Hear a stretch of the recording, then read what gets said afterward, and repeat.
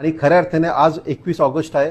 आजच्या दिवसापासून पूर कमी होण्यास आता सुरुवात झाली असं आपल्याला म्हणता येईल. सांगली जिल्ह्यातून कृष्णामाई वाहत आहे आणि पुराची पातळी आज 21 ऑगस्टला दुपारी 1:30 वाजता साधारणतः 42 फूट 11 इंच आहे.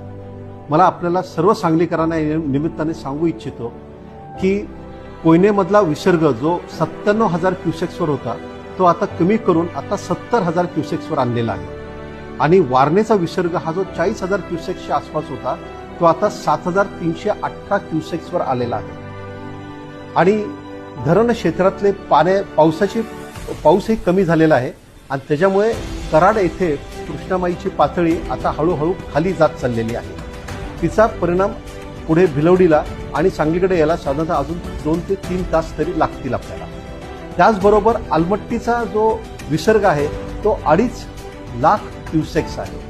त्याच्यामुळे मला असं वाटतं येत्या काही कालावधीमध्ये आपल्याला खूप चांगला सांगलीकरांना दिलासा मिळेल.